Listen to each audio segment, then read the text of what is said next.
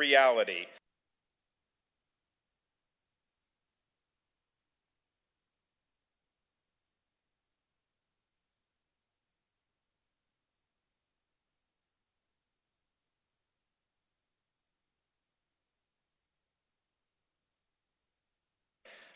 In D.C., big conservative victories are few, and in D.C., southern border, I can education decided to escape pouring in.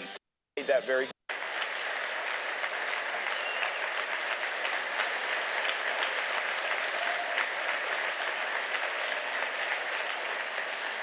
Thank you.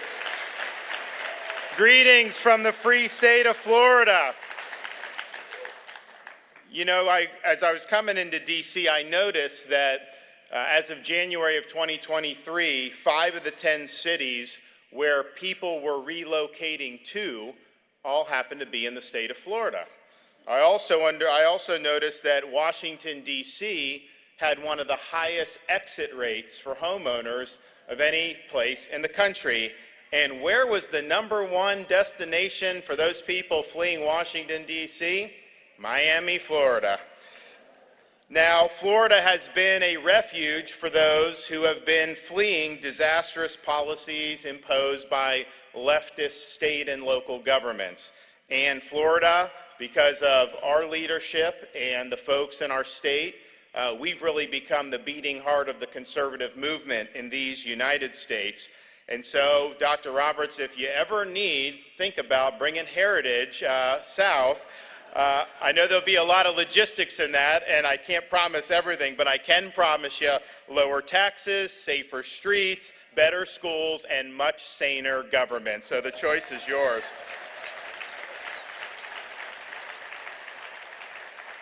Florida is the state where our shared ideas and values actually become political reality. In D.C., big conservative victories are few and far between. In Florida, we deliver big victories every single day. We reject the culture of losing that has infected the Republican Party in recent years.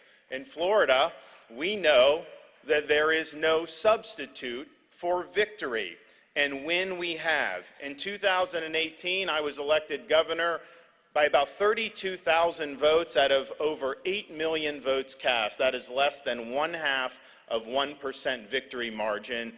And even though that was very close, it honestly wasn't out of the ordinary for what had happened through most recent Florida history. If you look at 2010, 2012, 14, 16, and of course my election in 18, in presidential races and governor's races, they were usually decided by 1 point. And so I was getting ready to take the reins, having won a close election, and was advised to trim my sails, not to rock the boat, kind of keep my head down, because you don't want to upset this very delicate political balance that the state of Florida found itself in. If you went in too hot, then maybe you could lose support and give the Democrats the upper hand. And it was not crazy advice, but it was advice that I rejected. Because ultimately, I may have earned 50% of the vote, but that conferred upon me 100% of the executive power. And I resolved I was going to use that to advance a conservative agenda that would take Florida in a great direction. And to do that, it really has to be based off principle and based off conviction. And so I told myself before taking office, I'm not going to poll issues to tell me what to think. And to this day, I have never consulted a poll about any decision I've made as governor. Leaders don't be captive to polls. Leaders get ahead of public opinion, chart the course, and then the people follow. We also said going in that you can make the best decisions in the world as an executive, you can have great policies, but if you don't have a cadre of people who are serving in the administration, who share the vision, who are going to put the interests of the state and the viability of the agenda ahead of any of their own personal interests or agenda, then a lot of it doesn't amount to very much. And so we told people, if you're bringing any other agenda to this endeavor other than what's in the best interest of the people of Florida and what we promised Floridians we would deliver, then pack your bags right now. We don't have time for it. We're not going to stand for it. And we've been able to operate an administration that does not get consumed in petty controversy or drama or palace intrigue. We basically execute the mission day after day after day, and we're able to keep an awful lot of people on their toes in the process. And that's another thing about going in, particularly as an executive. I look around, and sometimes Republicans will get into office, and they're almost like potted plants. They don't want to do anything with the authority that they have. And here's the thing, you understand why sometimes, because every decision you make as a leader, some people are going to like it, other people are not going to like it. And so if you just don't do anything, then maybe you alienate fewer people. And so that's kind of been something that's done. Now, my view is we got to go on offense. We need to be leaning into issues. We need to be raising issues when other people aren't willing to do it. And we are not going to worry about what the left and the media say about us. We are going to do what is right.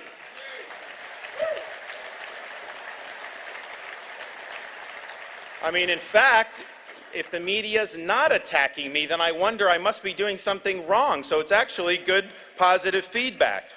And the final thing we said was, you know, when you get elected to executive position like governor, you can be right on policy, you can do some other things, but you must demonstrate leadership. That's the type of position that calls for it. And leadership is really about having the courage to do what's right in the face of intense, withering criticism and opposition. It requires you to have to stand all alone sometimes when the currents are against you. And so that's something that we had to do during COVID, because the decisions that we were making were met with withering criticism by the left, by the corporate press, by bureaucrats like Fauci, and even by many Republicans. And a lot of people, my supporters, people that were friends of mine and really cared for my future, said, you are getting killed. You've got to start doing something different because this ain't working out for you. But you know, my view was a leader has got to put the interests of the jobs of the people he represents over trying to protect your own political hide. So I was totally willing to let the chips fall where they may, as long as I can look in that mirror knowing I did what I thought was right. And of course, it ended up working out well for us. Fast forward 4 years later, November of 2022, we didn't win by 32,000 votes. We won by over 1.5 million votes, the highest percentage of the vote that any Republican has ever received in a gubernatorial election. We were able to win over 60% of the Hispanic vote in the state of Florida. We won women by 8%. We were able to win independents by 18%, and we flipped blue urban counties like Miami-Dade red, which had not been done in a long time, and we won Miami-Dade by double digits. Can you believe that? But it wasn't just about me. I mean, I recognize as somebody that's leading the top of the ticket, you know, I have a responsibility to help bring in other people into office at various levels. So we put a lot of effort, a lot of resources into helping people run for the legislature, helping candidates for school board. We ended up earning a super majority of Republicans in the Florida legislature, largest majorities we've ever had. And we got engaged in 34 school board races, and were able to help elect 29 new conservative school board members throughout the state of Florida. And when the dust settled after November, and when the newly elected personnel took office in January, that represented the first time since the Civil War era that there was not one single solitary Democrat elected to statewide office in the Sunshine State. And what does that mean? Don't take it from me. This is a headline from one of the corporate media publications. Quote, "There's no plan, there's nothing. Florida Democrats in despair over the future." That is what you call winning as Republicans when they're doing that. Now, we believe that politics isn't about entertainment, it's not about building the brand on social media, that politics ultimately is about producing results. And we have produced results that have been second to none throughout this country. Kevin mentioned some of it, but Florida is the fastest growing state in the country. We lead the nation in net in-migration and have every year since I've been governor. #1 in new business formations, #1 in education freedom, and that was even before we expanded it in this most recent legislative session. Yes, #1 for parental involvement in education. We have no state income tax, and those of you who live in this area, you should try it sometime. It works out pretty well, trust me. We have the second lowest state per capita tax burden in the United States, and we have the second lowest per capita debt burden in the United States, and we've been able to accumulate the largest budget surplus in the history of the state of Florida by a country mile. Now, none of that would have been possible had we not been the ones that, when the world went mad during COVID, when common sense suddenly became an uncommon virtue, we in Florida stood as a refuge of sanity, as a citadel of freedom for people in our state, but coming in from other states, and even people that came from around the world to escape what was going on in their states or their countries. We refused to let our state descend into some type of Faucian dystopia where people's livelihoods were destroyed and their freedoms were curtailed. No, we chose freedom over Fauciism. And I think it's important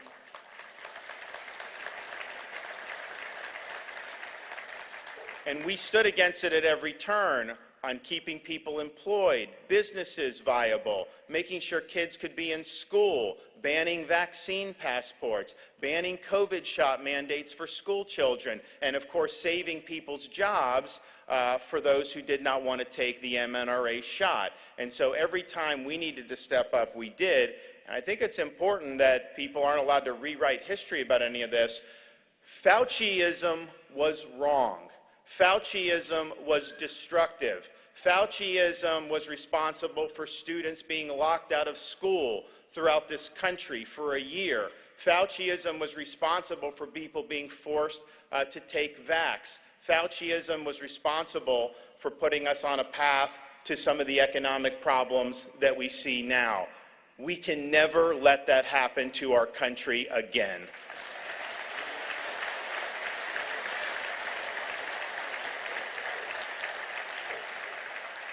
Now, Florida, we're happy to be leading on the issue of education. The purpose of schools is not to impose political indoctrination on the students. We believe in the traditional classical mission of education. We want to be able to pursue truth. We want to be able to promote rigor. We want to give students the foundation so that they can think for themselves and be citizens of our republic. And part of that means we need to embrace the rights of parents to have a fundamental role in the education and upbringing of their kids. We have done that by enacting the Parents' Bill of Rights in the state of Florida. We've also done it by enacting curriculum transparency in the state of Florida. You have a right as a parent to know what's being taught in your kid's school. You have a right to be known what type of materials are being used. And, the media is really upset that we're doing this because the parents are going now in Florida and they're objecting to things that violate state standards or that are inappropriate. And some of this, unfortunately, is pornographic material where you have this stuff being portrayed and totally inappropriate. And so parents have blown the whistle on it. And what the left will try to say is this is a book ban. They want to ban books from school. And so what I did an event in Florida called Exposing the Book Ban Hoax, because it is a hoax. But before I spoke, before we got the parents to speak, we played a video that showed what material was being removed from either classrooms or libraries, and the local news stations who were covering the press conference had to cut their feed because they said it was too graphic to air. Well, if it's too graphic to air on the 6 o'clock news, how is it okay to be in front of a 9-year-old student?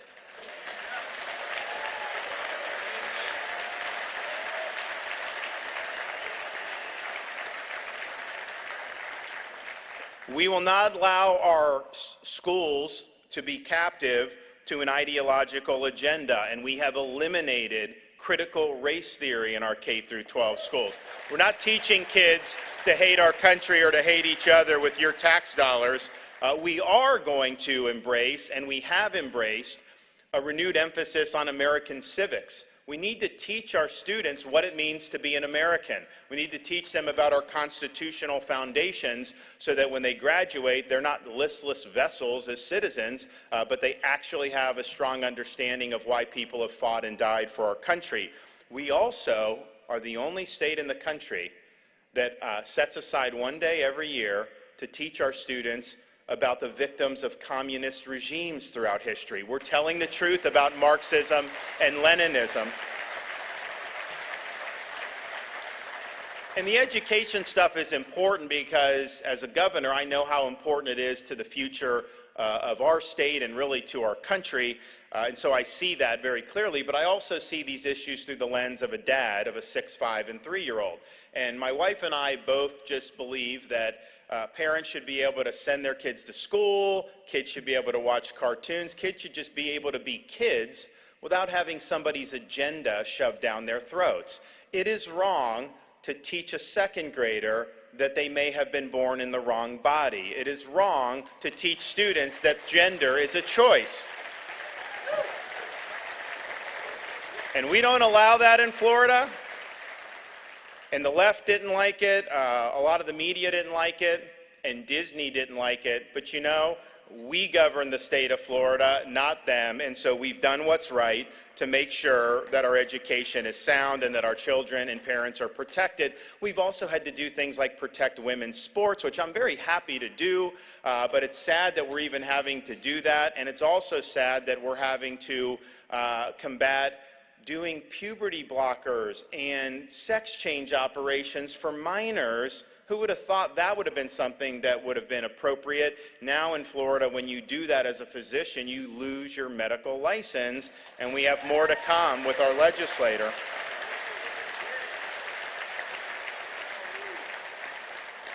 It's not just K-12. We're also leaning in on higher education reform. You've seen over many, many years and maybe even decades, higher education has been utilized to pursue a political agenda to advance so-called social justice rather than being moored into the pursuit of truth. So we've enacted reforms in Florida so that now every tenured professor in our state university system must undergo review every 5 years and can be let go for poor performance.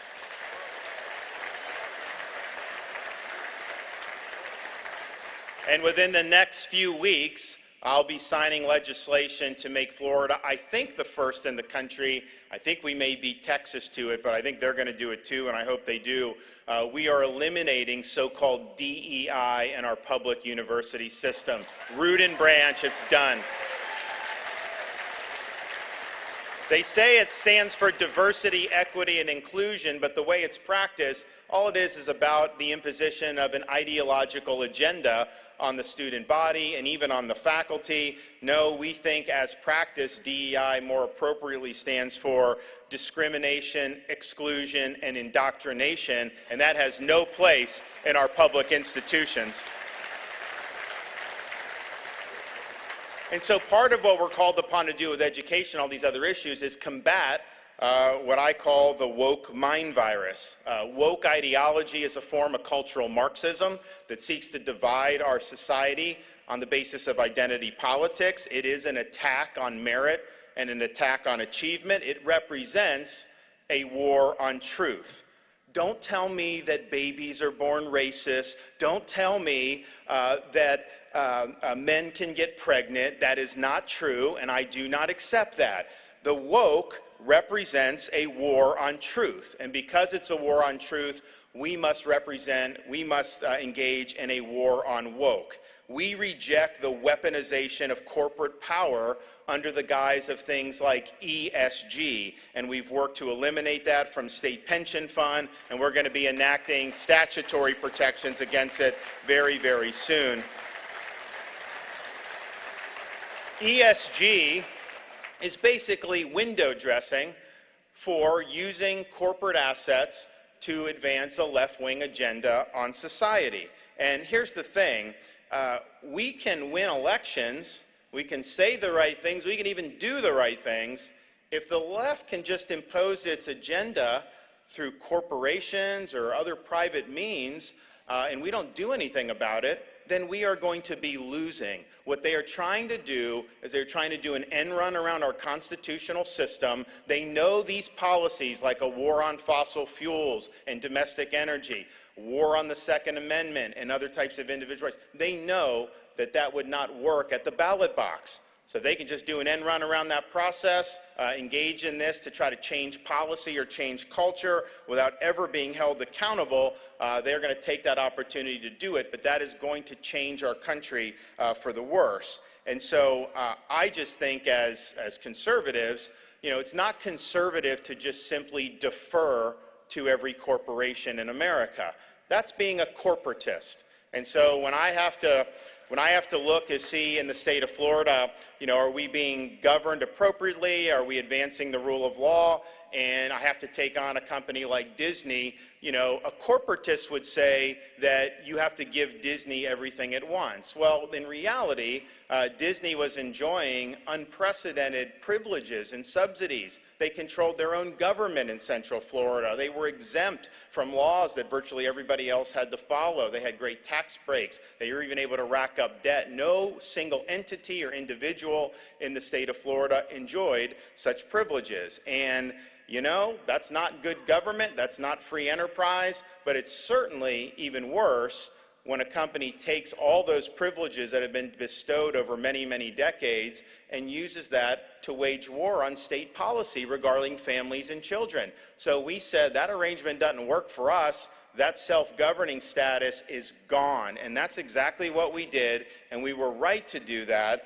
And now, more recently, they tried to do an end run around that to preserve self-governing in defiance of the legislature, and we're now counteracting that. And again, if you're a corporatist, you would not want to counteract that because you would let them do whatever they want. But if you're somebody that believes that we, the people, ultimately govern, and that we should have a rule of law, and that a free enterprise means actually everybody follows the same set of rules, then what Florida's doing is exactly and precisely correct. And we're going to continue to do what is correct.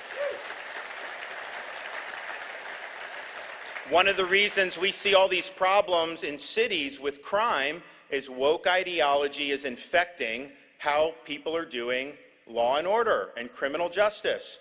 You have policies like defund police. You have policies and politicians that were egging on the BLM riots in 2020. I can tell you in Florida, when we saw that happening in Minnesota, these other places, I mobilized the National Guard immediately. I had state law enforcement stationed around the state. We sent the message, you're not burning down the state of Florida. And we weren't going to take it, and we didn't do it.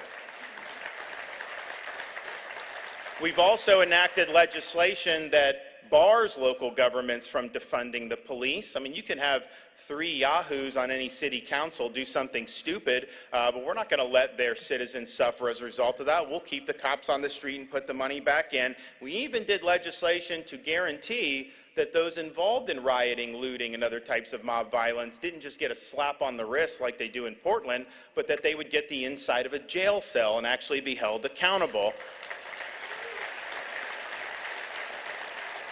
That anti-riot legislation was actually criticized by the United Nations, and I wear that criticism as a badge of honor.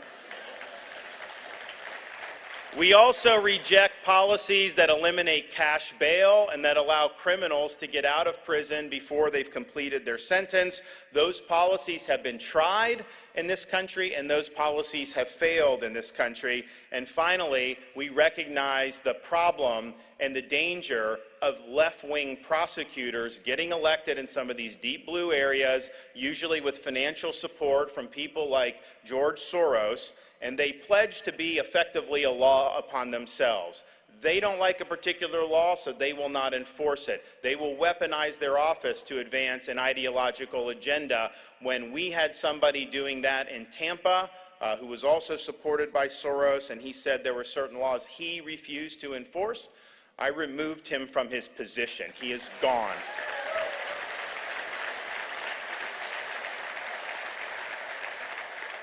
We also reject the woke idea that we are somehow citizens of the world and somehow we're not uniquely American. No, we're Americans, and we're American citizens, and our sovereignty as a country matters. Our borders as a country matters. And if you look at millions of people that have poured in illegally through both intent of Biden but also neglect, and the drugs that have come in and the criminal aliens and people on the terror watch list, this has been an absolute farce. A country that can't even maintain its own border.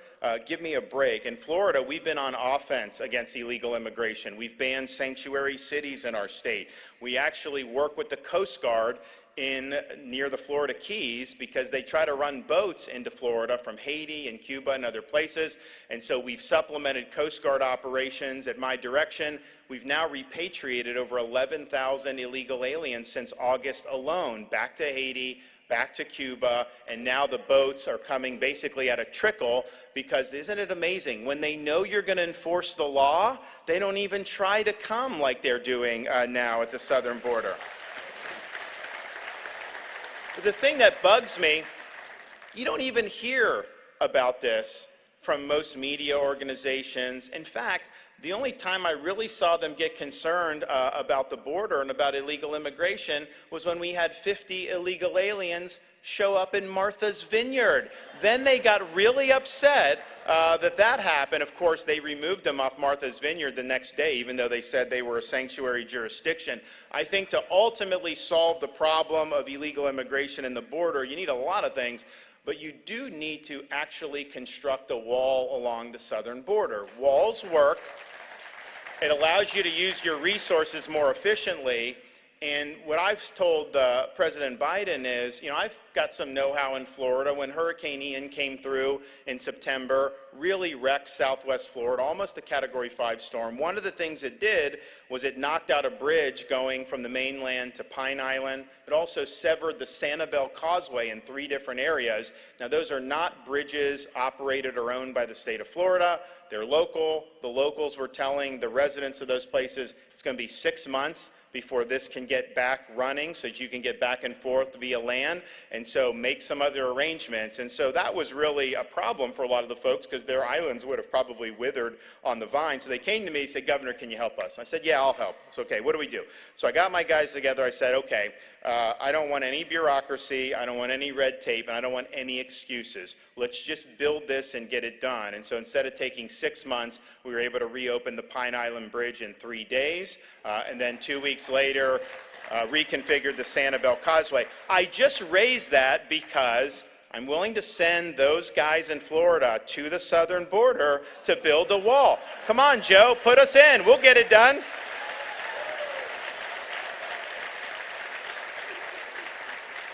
So we're proud of the stands that we've taken, but when you win elections, it's, yes, a vindication of what you've done, and we were proud to have done that and won in historic fashion, but more than that, it's an opportunity about being able to deliver even more. And so far, just since the election in November of 2020 in Florida, we have already done the following.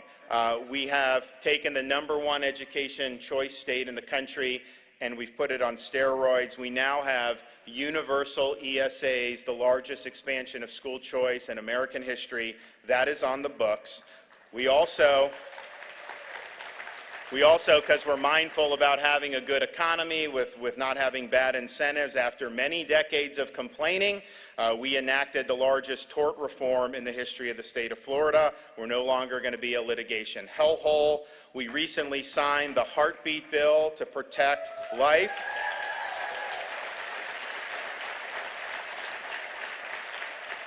We've signed constitutional carry because you shouldn't need a permission slip to be able to exercise your Second Amendment freedoms. Yes, we have stripped Disney of its self-governing status. We've also fortified our Office of Election Crimes, which is an agency in state government that actually brings prosecutions against people who vote illegally or who manipulate our elections. We've expanded our illegal alien transport program, and we've enacted $500 million of toll relief for our commuters. So that's already in the tank. We're still in session now. Here's what's to come. We're going to have the strongest anti-ESG legislation anywhere in the country. We are, as I mentioned, going to eliminate DEI from our public universities. We are going to prohibit land purchases by CCP-linked businesses throughout the state of Florida. We're going to enact a prohibition on so-called central bank digital currencies in the state of Florida. We're going to provide an excess. The previous record was $1.2 billion for tax relief. We're going to do over $2 billion in tax relief. That's the largest in Florida history. And we're going to, even though we have the second lowest per capita debt, we're going to institute with our surplus an accelerated debt repayment program. So we're soon going to have the lowest per capita debt in the country, and we're proud of that. We're doing the largest increase in teacher salaries in Florida history, but we're pairing that with paycheck protection for teachers so that they don't have automatic union dues deducted. If they want to write a check, you can write a check, because we want those salaries going to the teacher's pocket, not to the union's pocket.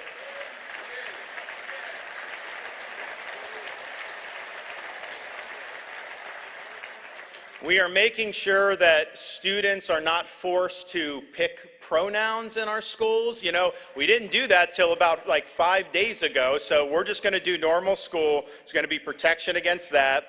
We're going to enact what even some of the legacy media outlets have admitted is the strongest package of reforms against illegal immigration anywhere in the country. So that will be done. And then finally, all the good work we did to protect people from COVID authoritarianism, we are making all those protections permanent, and we are expanding those protections so that this violation of freedom can never happen again in our country. Now, this is a pretty big contrast in terms of productivity and results than what you're seeing in Washington, D.C. I mean, just look at the way we govern ourselves fiscally. Florida, we have millions of more people than New York State does. New York State's budget's twice the size of our budget. What are they getting for that? And of course, we have a big surplus, low tax, and very reasonable regulatory climate. What are they doing in Washington?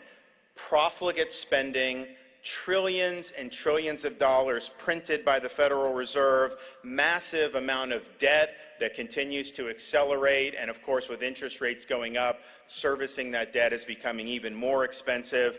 One of the ways you could actually deal with inflation, instead of having the Fed raise everybody's interest rates and hurt the economy, you could actually moderate federal spending and stop spending so much. That shouldn't be that big of a deal. It's the right thing to do fiscally. It would also help with the inflation. Another thing you can do to help with inflation is stop waging war on domestic energy production. We have what we need to be totally energy independent and to be the #1 energy producer in the world. All we've got to do is do it instead. Biden makes it harder, and he squanders our strategic petroleum reserve. And of course, you see what they're doing with open borders, where states like Florida and Texas are actually fighting back. They are just simply allowing the problems to mount. But of all the things going on in Washington, to me, one of the most significant is the continued power wielded by an unaccountable, weaponized administrative state. This bureaucracy represents a perversion of constitutional government and is one of the greatest threats to our freedoms as American citizens. This is a leviathan that is supposed to serve the people, but instead it looms over us and imposes its will upon us, oftentimes with no congressional authorization whatsoever. When President Reagan came on the scene, he used to say that the most terrifying words in the English language are, "I'm from the government and I'm here to help." And he was right about that, but I think what he was responding to was a government that had run amok. There was a lot of zeal about the efficacy of central planning in the 1960s. They were going to end poverty and do all these things, and whatever those intentions were, the results were disastrous, and it was holding our society back. I think the difference between Reagan's time and this time is, yes, the federal government's big, yes, it's creating problems, and the bureaucracy continues to do that, but that power has been weaponized. It's being wielded by one faction of society against other factions of society that it doesn't like. So, for example, what happened during COVID? You had CMS and OSHA, with Congress never doing anything to authorize this, impose mandates on individual Americans that said if you do not take an mNRA shot, which was emergency use only, you would lose your job. And so we fought back against that in Florida, the OSHA mandate. We refused to enforce the CMS, they fined me, but you know what? We saved thousands of nurses' jobs in the process, so we're happy to be able to do that. You've seen the administrative state collude with big tech to censor truthful information, whether it's people attacking COVID lockdowns, whether it's them questioning the efficacy of masks or school closures. There was a concerted effort for big tech companies to do what government is never permitted to do directly. And then when you have the FBI not worried about things that I think really we would want them to be worried about as much, but worried about parents going to school board meetings in Northern Virginia, you know that this is an administrative apparatus that has lost its way. This is not the way the Constitution was designed. The Constitution was designed to vest Article II executive power in the President of the United States. You'd have elections to determine who that individual was, but once that election was done, the President implemented policy, implemented an agenda, using Congress, things you could do executive, you could, and the purpose of agencies was to simply carry out the law and carry out the directives. That has been unmoored from the foundations over many, many decades, and part of the reason is Congress has let it happen. The number one power they have is the power of the purse strings. So if an agency is abusing authority, you can use the purse strings to curtail that agency's power. You also have the power to legislate. Congress doesn't like to make tough decisions. And so what they've done over the years is they pass suggestions where they delegate to the bureaucracy the difficult task of actually making decisions about how the law should be implemented. And so when you do that, when you abdicate your responsibility, of course power is going to accumulate in the administrative branch, and it's going to become some fourth branch of government. The founders would have predicted that, especially knowing what human nature is. This is not something that we should be surprised about based on what's going on. So I think we need, and I know we have a lot of warriors in Congress that are trying to do this now, Congress needs to reassert its constitutional authority. These agencies answer to the American people. They are not self-perpetuating bureaucracies that have the ability to do whatever the heck they want to do. You also need a determined and disciplined chief executive to root out politicization and corruption throughout the whole executive branch. That is not an easy thing to do. That would take day-to-day trench warfare over a period of many, many years, but anything short of that is just simply not going to get the job done. And here's why it matters. The left is playing for keeps. If you look at what happens in 2024, if the Democrats are able to sweep all the offices, President, Senate, and House, what will they do with that power? They will try to pack the U.S. Supreme Court. They will try to abolish the Electoral College. They will try to make Washington, D.C. a state so they get 2 left-wing senators virtually for life, and they will try to eliminate voter ID across this country and mandate ballot harvesting in every state of the union. Now, I don't think any of us think that that's a very positive agenda, but even people that aren't terribly political, how many American families are sitting at the dinner table saying, oh man, I wish we could just mandate ballot harvesting across the U.S., or I wish we could get rid of voter ID. No, they're talking about crime and education and inflation and all these other important issues. So that's not an agenda that's speaking to the aspirations of the average American. It's an agenda that a political movement is pursuing to try to lock the conservative half of the country out of power, to try to keep our voices from being heard in the affairs of our state, in the affairs of our country. You know, President Reagan said that freedom's one generation away from extinction. It's not passed along in the bloodstream. It needs to be fought for. And I always appreciated that quote, but for most of my life, I thought it was a little bit over the top. I thought it was a little bit hyperbole because, you know, we're Americans. Isn't freedom just in our DNA? Could we really lose freedom over one generation? Well, if you've been around and followed what's gone on in the last 4 or 5 years, I think Reagan was right. Our freedom is fragile. Our freedom needs people to stand up and fight for it. And you know, the Founding Fathers also agreed with President Reagan. When they went to create the Constitution in Philadelphia in 1787, they had come having studied the history of every republic and the history of mankind, because they wanted to draw lessons to determine how they could apply those lessons to the current situation. And what they found was that there was really only one thing that all these republics had in common, and it was this: every one of them had failed. And so they really believed that it fell to the United States of America to determine, can we really govern ourselves? Can you have a society in which our rights are God-given, not come from government, in which the rule of law prevails over the rule of man? Or is mankind forever destined to live under various forms of despotism? And it was this country, they believed, that would answer that question, and I think that's the question we still must answer today. We must embrace the founding creed of this country, that our rights are not the courtesy of the government, but are a gift from Almighty God.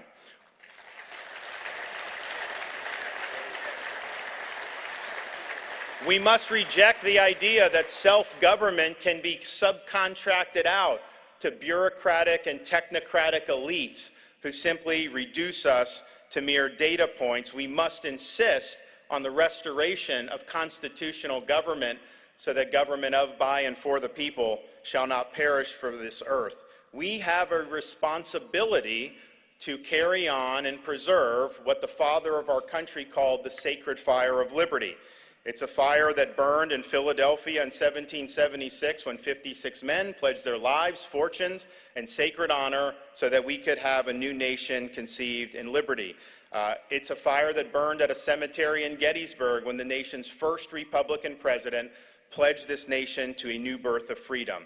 It's a fire that burned at the foot of the Berlin Wall in 1987 when a resolute president said, "Mr. Gorbachev, tear down this wall and help lead to the destruction of communism in Europe." This is a big responsibility. It's our responsibility. It's not one that we should shirk from. It's one that we should welcome. We need to reject the pessimism that is in the air about our country's future, because at the end of the day, decline is a choice, success is attainable, and freedom is worth fighting for. And I can tell you this, down in the state of Florida, we have only begun to fight. Thank you all. God bless. Appreciate you. Thank you so much. Thank you. How you doing? Thanks so much. Appreciate it. God bless you all. Thank you.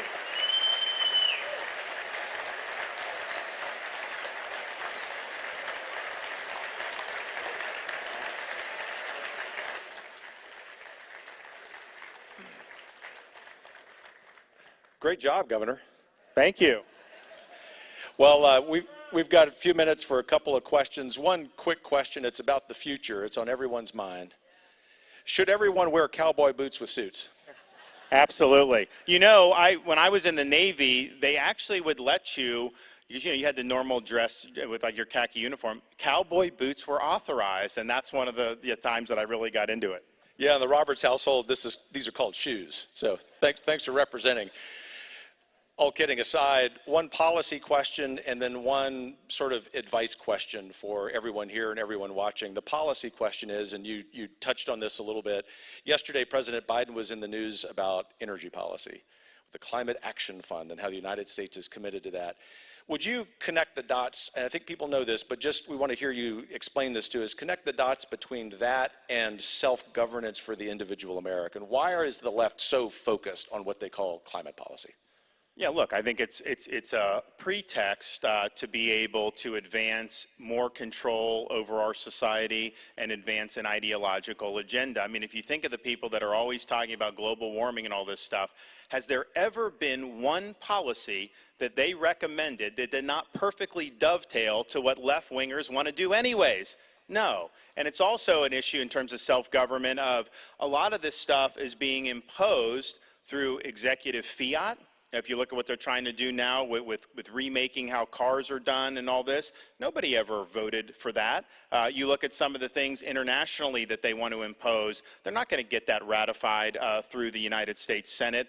So it really flows from massive bureaucracy, more power in the executive, and being able to basically unilaterally impose major changes to society, which ultimately bode very ill for our freedoms. Thanks, Governor.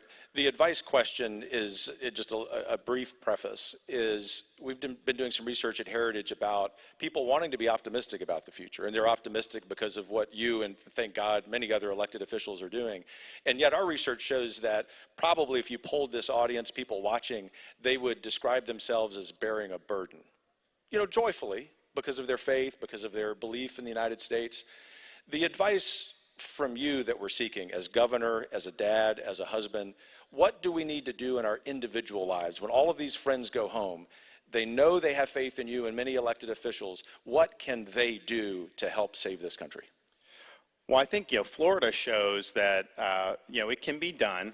As we took a state that was a swing state and we've basically moved people in our direction. Honestly, I'm happy with what we've done, and I had to stand up for a lot of stuff, but the left kind of helps us because it's just insane what they're trying to do. So just being a voice of sanity makes a big difference.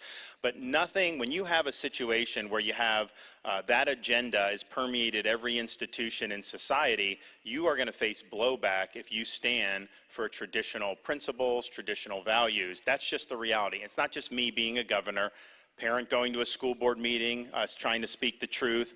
Do you think the media is going to write a glowing profile of a conservative mom doing that? No, they're going to attack you. The left's going to come at you. So standing up for what's right in our country in this day and age is not cost-free. So you just need to understand that, but I think you've got to be willing to accept that. And when I come into this part of the country, sometimes when you're flying into Reagan Airport, you fly parallel to the National Mall, and it's always great. Look at that left side of the plane, you see Lincoln Memorial, Reflecting Pool, all these great monuments, the Capitol building, and it's like, oh man, that's what America's all about, those ideas. And I used to do that as a U.S. congressman, but then I figured out the view was much better out the right side of the plane because you looked over the Potomac River, very small monuments, arranged very orderly over rolling hills in a place called Arlington National Cemetery. And the connection between those two is you can have the best Declaration of Independence in the world, you can have the best Constitution in the world, you could have great political leaders. None of that will amount to much if you don't have people that are willing to stand up, put on that uniform, risk their lives, and even give the last full measure of devotion. And so that was what I really believed, America was all about. We're not asked to give such a sacrifice amongst ourselves, what those folks did, but we are asked to sacrifice, and I think the way you do it is you just wear it as a badge of honor. When they come after me, I just take it to know I must be on the right track and keep trudging ahead.